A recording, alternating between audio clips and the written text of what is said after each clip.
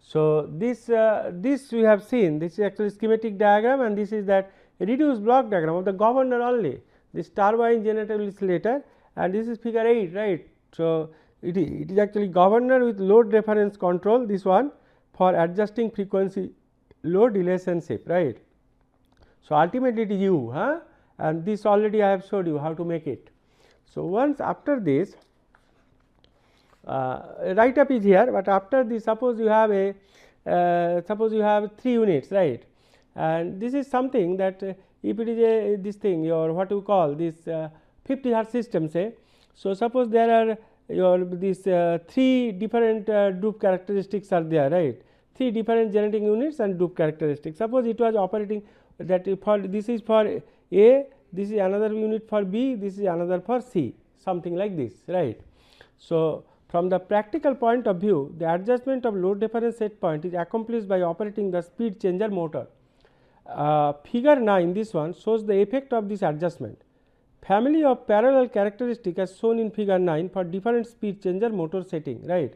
Suppose this is your this side is frequency in hertz, and suppose this effect of speed changer setting on governor characteristic. Suppose when it is speed changer your this thing is your 50 hertz, when it is 50 hertz, you look at that for A the generation is 0, right, because you draw an horizontal line, then for it is starting from here. So, for A it is 0, for B it is say 50%, something some special case is taken, and for C say it is 100%, and it is given 3 hertz is equal to 60%, is a 50 hertz system say. So, that is why it is 1 hertz is equal to 2%, right. So, this is the percent power output. So, that means the characteristic shown in figure 9 associated with 50 hertz system. 3 characteristics are shown representing 3 load reference settings. At 50 hertz the characteristic A result is 0 output, because at I told you that it is starting from here at 50 hertz it is resulting 0 output, right. Characteristic B it results 50% output I told you, and for characteristic C there is 100% output. So, therefore, by adjusting the load reference setting, that is U, right, through actuation of the speed changer motor, the power output generated unit at a at a desired level, I mean this thing can be changed, right, at a given speed may be adjusted to any desired value. For each setting the speed load characteristic has a 6% droop, that is a speed change of 6% is 3 hertz causes actually 100% change in power output. So, this is actually for this case, suppose if it is a droop setting is 6%, right. So, that means it is changing is 100 your what you call that is your 100%, that means that is full load, that is the power output, and if it is a 6% means if it is a 50 hertz system, then 6% full load means 3 hertz, right. If it is a 4%, then it will be 2 hertz and like that, right. So, that is your idea of the speed loop characteristic, right. After this, that is as we have to, for the sake of completeness of the total block diagram representation, we will take turbine model. We will take as this thing your read or non-read type turbine, but you will see things are understanding, but it is only you for the sake of completeness rather than taking the block diagram, I thought little bit I will tell you here. Next is the turbine model, and after that generator model, right. So, all compound steam turbine systems actually utilize governor control valves at the inlet, right, to the high pressure or very high pressure turbine, because turbine has different type of high pressure, intermediate pressure and low pressure sections, right. So, in that case, so you have to what we will do, we will try to represent them in the Laplace transform and block diagram representation. So, turbine that your and valve mechanism for the steam turbine say you have different sections, right, but here for the simplicity we will take the simplest model, detail we will not consider, right, because you need this one to for the your controlling the steam flow. The steam chest and the inlet piping to the steam turbine cylinder and reheaters, right, and crossover piping downstream all introduce delays between valve movement and change in steam flow. Actually, every system if you take here it is delay. For example, while I am sitting here recording this thing, when I am moving this pen here or my finger here, I can observe in front of me that some very, although this thing is very small or negligible, but I can see some delay is there for transferring my voice or transferring my this movement, right. I can sense it from sitting here. Similarly, when suppose you take a 100 what you call that 1 meter pipe, and from one end you put water, another side maybe with high speed does not matter, another side it will take some time because some delay will be there to reach there. So, that is why that suppose for steam turbine also, now look at this, that it is, if you have a boiler system, boiler dynamics is very slow. So, we will not consider that thing in load frequency control, it is very slow, right. Then this is a and there will be different type of your what you call valve mechanism is there, not one stage, 2 stage, maybe few more, right, from the precautionary point of view and other activities. But here we will show one we call MSB, another we call CV. MSB is given, actually it is the main inlet stop valves, right. This is the MSB, and CV is the modulate the steam flow during normal operation, right. So, those things your what you call that this is called control valve CV, right, and MSB is a main inlet stop valve. So, there two things are taking MSB and CV, right. So, when water will steam flow will be there through this valve mechanism, and your high pressure section, then crossover, then low pressure of the this thing, then this is a shaft and this is a generator, this is a condenser, right. So, everything some delay is associated with that, right. From here to here, if it reaches, some delay will be there. That means, you have to represent this by some time constant, right. Similarly, crossover also. So, some time constant we can represent, right. So, that is, and when it is single reheat steam turbine, when reheater is there, right. So, in that case this is a reheater, if reheater is there, only in between your this what you call this high pressure, then because of reheater, then intermediate pressure is there. So, this is MSB, CV, all nomenclature is here, it is there. RSB also, that reheater stop valve. So, here it is your, and it is intercept valve IV, here it is there the nomenclature, this is intercept valve and this is reheater stop valve, right. So, from this process, when steams coming, all this process, some delay is associated with that, and according to the power output, right. So, from that we have to, from this only you have to make the block diagram representation or control system representation. So, question is that if delay is associated with that for whole thing, and second thing is that every section, high pressure, intermediate pressure, LP, that some fraction of power is generated and total will be say 1, we will assume that it is a lossless turbine, we will assume that it is a totally lossless, right. So, this is actually single steam turbine. So, this is high pressure side, this is intermediate side, this is shaft, this dash line is a shaft, this is low pressure side, this is condenser. Condenser will not come into our modeling, right, and then generator will come later. So, but this one, the reheater, then crossover piping. So, all of things will come in the your what you call in the mathematical model, right, in the transfer function model. So, how will make this, because we have to link governor, turbine, generator, everything such that a closed loop system is formed, right. So, basically it is a closed loop system. So, if you make this whole thing as a block diagram representation, it will be approximate linear model for tandem compound single reheat turbine. It is a linear model. So, from here to here, when steam is flowing, right, some delay will be associated with that. That is actually represented by this is input, because governor output whatever it was coming, right, from output of the governor it is coming to the turbine. The previously I showed that block diagram, this delta E, right. This is your what you call that diagram, that your here it is delta E, this is the delta E, this is output of the governor, right, and this is going to your what you call that your turbine, then generator, right. So, everything is it is a linked, right. So, this is here it is output, here it is delta E, but there it will be input to the turbine. So, that is why here it is input to the turbine, and this is TT, the steam chase time constant, we call later. I think I have given this parameter, the steam chase time constant, this power will come later. After that you have a reheater, right. Here also you can represent it by some delay, this is reheater. So, this is actually you can represent any delay, you can represent 1 upon 1 plus STR, that is your reheat time constant, and then you have this crossover, right, this crossover is there. So, there you can make 1 upon 1 plus STC, the 3 time constant TT, TR and TC, right, the 3 time constant. TC is very small, we neglect that, and TR the reheat at time constant, if for reheat turbine it is higher than TT.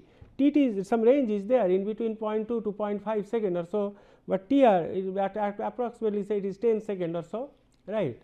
And this is the fraction of power generated in the high pressure side, then intermediate side, and this is the low pressure, and this is total delta P, this delta Pg, that means your high pressure plus intermediate pressure, this is the high pressure side, this is intermediate side, and this is the low pressure, right, section of the turbine. So, suppose this is FHP, the fraction of power generated, then this is FIP from intermediate pressure, because this is your steam chase, everything is coming here, some power will be generated from from intermediate pressure also it will come up, because after reheater this section is coming, after reheater this section is coming, right, and therefore it is your 1 plus ST, and then it is FIP, right, intermediate pressure whatever fraction of power generated, and this is your 1 upon 1 plus STC, this is crossover time constant, right, and after that LP side is coming. So, this is your FLP, right. So, FHP plus FHP plus FLP, this actually together is equal to 1 if we assume lossless, right. These 3 should be 1, but if you neglect this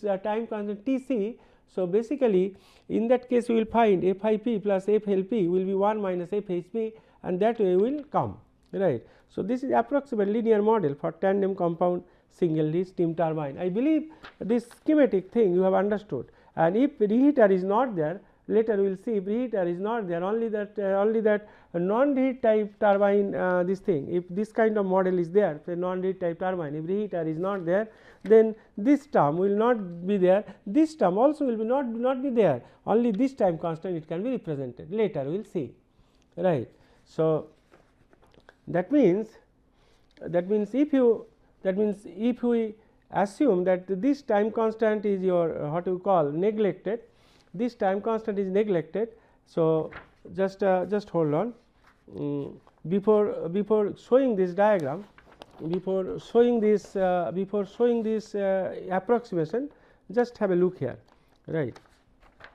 That figure 10a I shows a schematically diagram of tandem compound single reheat steam turbine, and figure, this is actually figure 10a, that is the schematic one, and this is actually your figure 10b, whatever I showed, right. And this figure 10b actually shows the linear transfer function model of the tandem compound single reheat turbine, right. The time constant TT, TR and TC represent delays due to steam chest and inlet piping. I mean everything has some delays, right. For example, suppose if you make your friend angry, some of your friend will react very quickly. So, that is his reaction time is very fast, and some of you will react in some time, some delay will be there.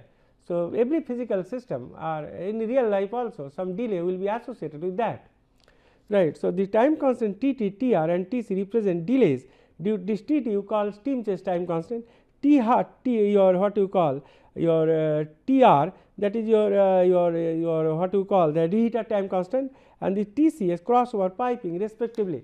But the fraction of power that FHP, FIP and FLP represent portion of the total turbine power developed in the high pressure, intermediate pressure and low pressure cylinders, right. So, in that I told you this high pressure, intermediate pressure and low pressure, this power fraction of power developed in the cylinders of the turbine. So, it may be noted that FHP plus FIP plus FLP is 1, assuming they are lossless. So, altogether it should be 1. So, but time delay in crossover piping TC being small as compared to other time constant is neglected. So, this time constant TC is very small, right, maybe 0.01, 02 something like that, very small. So, this term is neglected. TT range it will be in 0.2 and your what you call say point in between 0.2 and 0.5 second. TR also about 10-15 second, it is very high value. So, compared to that, this one we can neglect. If you neglect this one, if you neglect this TC, right, the time constant if you neglect, right, then the reduced transfer function model is given in figure 10c. This is 10c, because FHP plus FIP plus FLP is 1, right. This one actually FHP plus FLP, that is high pressure cylinder, low pressure cylinder, sorry, FIP first, then your LP is equal to 1.0, right. So, this is 1, but these two together, your FIP plus FLP is equal to 1 minus FHP, right. This is the thing. So, that means intermediate pressure, fraction of power developed in the intermediate pressure and low pressure cylinders is equal to 1 minus the power developed in the high pressure cylinder, right. But we are neglecting TC, we are neglecting this, just hold on, neglecting this TC value, the time constant will be neglected. If it is neglected, it will become FIP plus FLP, that is nothing but 1 minus FHP, and that is why we are putting that this one is FHP, this is 1 plus STR. Immediately after that, it is 1 minus FHP here, and output is PG, delta PG, and this is delta E, right. So, this is reduced order model for tandem compound single reach steam turbine, neglecting TC, that crossover piping time constant is neglected. Once this is done, right, and this is I told you, this is 1 minus FHP. So, from figure 10C, right, from figure 10C, you make the transfer function, just make it delta PG upon delta P will be how much, right. So, delta PG, this is delta E into 1 plus STT into FHP will go this side, and here also 1 plus STR into 1 minus FPH, that is equal to delta PG. Summation of these two, this one plus this one is equal to delta PG. So, we are writing delta PG is equal to 1 upon 1 plus STT, it is going to here also, it is multiplied here also, both, right. So, this is keep it outside, that is 1 plus STT, this is kept 1 upon 1 plus STT in bracket into, this is FHP is coming here, right, FHP is coming here, plus 1 minus FHP into this one, plus 1 minus FHP into 1 upon S plus TR, that is 1 minus FHP upon 1 plus STR into delta E, right, because this delta E will be there, because this delta E is multiplied by this. So, after that this is going here and this is going here, right. So, in that case this is, and then you simplify and try to find out what is delta PG upon delta P, right. So, this is understandable from very preliminary thing of the block diagram transfer function from your third year control system, right. So, that means delta PG upon delta E, right, delta PG upon delta E is equal to, if you simplify, it will be 1 plus S KRTR upon 1 plus STT 1 plus into 1 plus STR, right. So, KR, that here KR is not mentioned, but I'll put it that what is KR, right, where KR is reheat coefficient, right, it is called reheat, that is the fraction of the power generated in the high pressure cylinder, that is KR is equal to actually FHP, right. So, for non-reheat turbine FHP is 1, so KR will be 1, that actually this is the KR we represent, actually it is KR nothing but your FHP, that KR is equal to FHP, right, this much only. So, we represent, that is for our representation we make it that KR is reheat coefficient, that is the fraction of the power generated in the high pressure cylinder.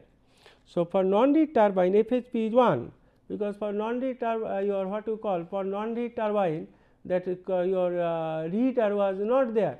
So, in that case your KR is equal to 1, KR is equal to FHP, KR is 1. If KR is 1, then this term and this term will be cancelled if KR is 1, because it will be then 1 plus STR 1 plus STR. In the case of non-reheat turbine, then it will be your 1 upon 1 plus STT only, right. So, that is, this is equation 5, right. So, that is the that means for the non-reheat turbine model, it is given as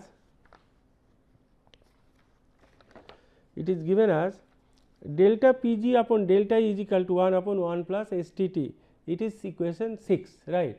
So, this is actually turbine model. So, we got that is delta PG, that means we related delta PG and delta E. If it is a non-reheat turbine, it is 1 upon 1 plus STT. If it is your what you call reheat turbine, it is 1 plus SKRTR upon 1 plus STT into 1 plus STR. KR is nothing but the fraction of power generated in the high pressure cylinder, right. So, this is your we call reheat coefficient, right. So, up to this it is okay. So, so delta PG is equal to your delta E upon 1 plus STT, right. That means, delta P is equal to delta E upon 1 plus, because we have to relate one section to one part to another part using different this block diagram in the Laplace transform, but here not putting delta PGS upon delta PES, that function of S, it is understandable. That is why throughout this that I have tried to avoid. Next is generator load model. Next you have to make it generator load also you have to model with frequency, then only your block diagram representation will be complete, right. So, increment in power input to the generator load system is delta Pg minus delta PL. Suppose generator was generating your 200 megawatt power in a system. Suppose load demand has increased from 200 to say 210. So, 10 megawatt increases there. So, there is a change in load, say delta PL, that is this one is 10 megawatt.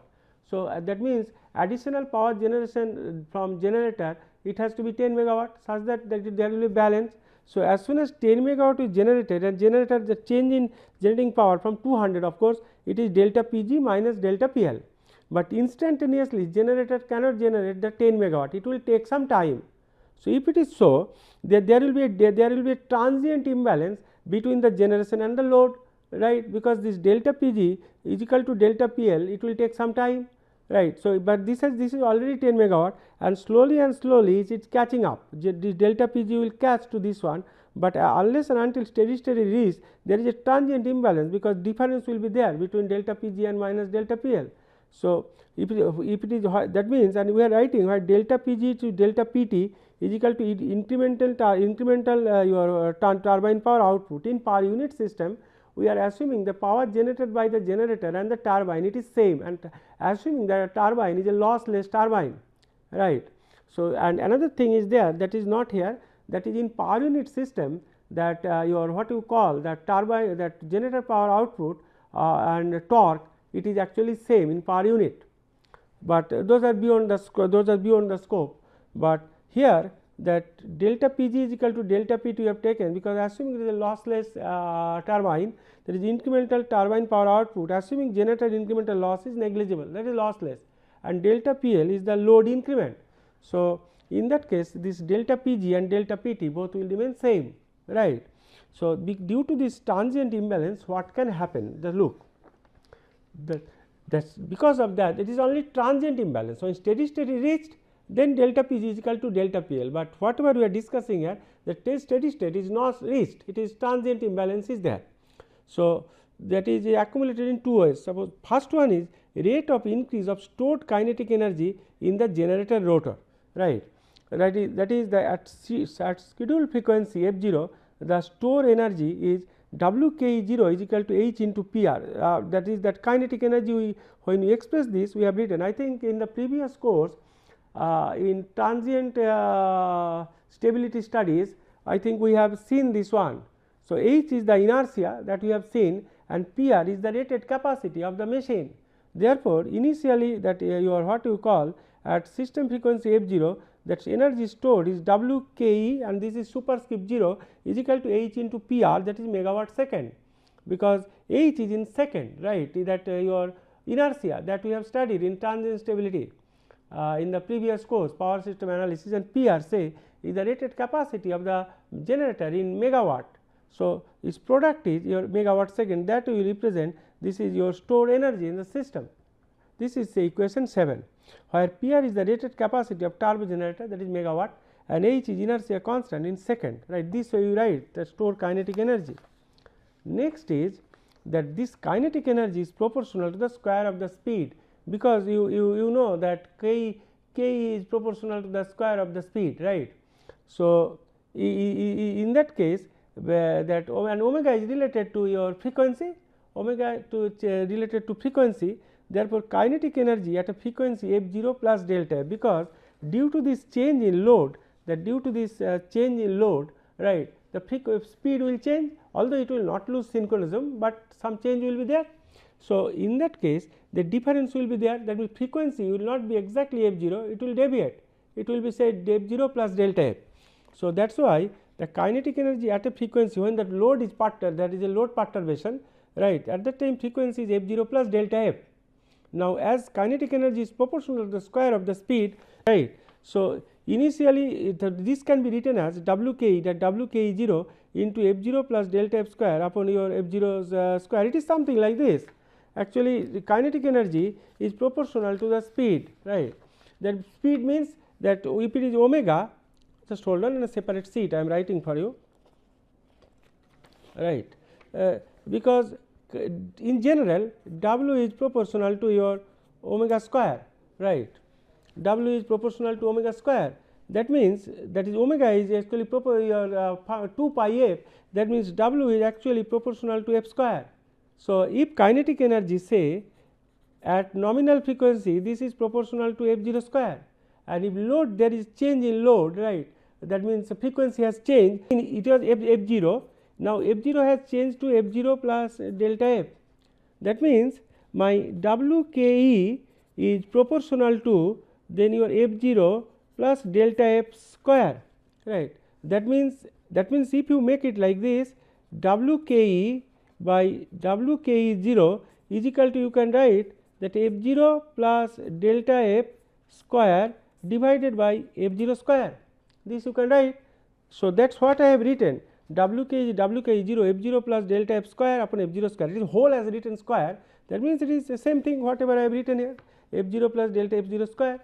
Now, if you expand this, that means before expansion, that is Wke is equal to Wke 0 into f 0 plus delta f square upon f 0 square, this way you can write. Now, if you expand it, Wke 0, that is your f 0 square plus delta f square plus 2 f 0 delta f divided by your f 0 square, this way you can write, right. So, now question is that delta f square, this delta f is very small, so square is much smaller. So, this term you drop from this equation, this you drop, that means this one will be Wke is 0, in bracket I can write this is your f 0 square plus 2 f 0 into delta f divided by f 0 square, this way you can write. That means this one Wke is 0, divide f 0 square numerator this thing, f 0 square by f 0 square 1 plus 2 f 0 by f 0 square means 2 f 0, right, into delta f, right. So, that means it is your Wke is 0 1 plus 2 delta f upon f 0. So, same thing upon simplification, this we are writing Wke 0, Wke 0 is equal to h into Pr, we have seen. So, here we have written Wke 0, you write one more line, Wke 0 is equal to h into Pr, then 1 plus 2 delta f upon f 0, right. So, whatever we are writing here, Wke is equal to h Pr 1 plus 2 f into delta f upon 0, right. So, now rate of change of energy is power. So, you take the derivative with respect to t of Wke. So, d dt of Wke is equal to, if you take the derivative, it will be 2 h Pr upon f 0 into d dt of delta f, this is equation 8, right. So, h is a constant, Pr is a constant, f 0 is the nominal frequency, only variable is delta f. So, it is d dt of delta Ke is equal to 2 h Pr upon f 0 d dt upon delta f. So, this is your, and this is one part, that is the variation of your what you call delta Pg minus delta Pl, and frequency is changing, and accordingly you can make this equation that del d dt upon delta K is equal to 2 h Pr upon f 0 d dt of delta f. This is equation 8, right. Thank you, we will be back.